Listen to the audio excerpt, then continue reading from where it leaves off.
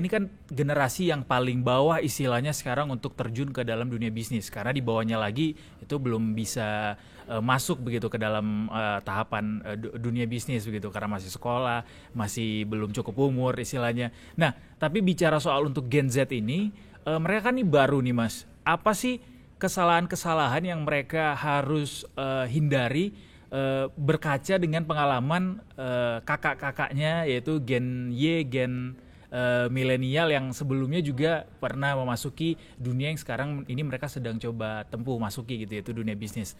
Apa sih Mas biasanya kesalahan-kesalahan yang mereka harus jangan lakukan ini gitu? Oke, kalau menurut saya pribadi ya Mas, dari pengalaman saya pribadi, kesalahan Gen Z saat mulai bisnis adalah pengen cepat ada hasil. Nah Pengen ini cepat banget ada nih Mas hasil. Edo nih.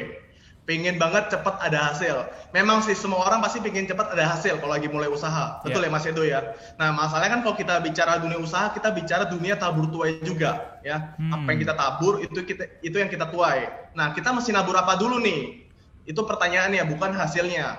Nah yang perlu Gen Z pelajarin saat mulai bisnis adalah saran saya pribadi, teman-teman bisa belajar dulu ya, belajar skill dulu ya. Skill apa yang teman-teman perlu kuasain, baik dari skill digital marketing, terus baik dari kedua sisi penentuan produk ya. Teman-teman udah punya skillnya, teman-teman tinggal tentukan produk apa yang teman-teman mau jual.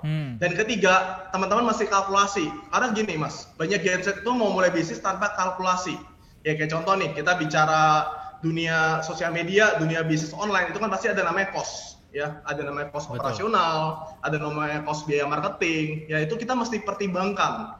Dan saat kita mau, dan kita juga harus, untuk Gen Z itu harus menentukan target ya. Jangan bilang saya pengen cepat sukses di bisnis online, saya pengen langsung dapat 100 juta per bulan, tapi teman-teman gak ada gambarannya ya. Gambarnya seperti apa, targetnya ya, kira-kira nih dengan saya melakukan seperti ini, berapa leads yang saya dapat, atau enggak berapa chat yang masuk yang menaikkan produk saya.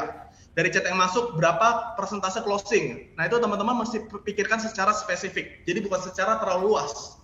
Itu menurut saya kesalahan Gen Z adalah karena pengen terlalu cepat ada hasil, saat baru gagal sedikit, mereka udah menyerah duluan Mas. Dan akhirnya mereka bilang, saya nggak punya bakat, ya saya nggak bisa, saya udah cobain kayak gini nggak ada hasil. Padahal mereka lupa untuk berproses, lupa untuk memikirkan dari segi seperti itu ya, dari segi kalkulasi, dari segi produk, dan dari segi skill yang perlu mereka pelajarin dan mereka kuasai.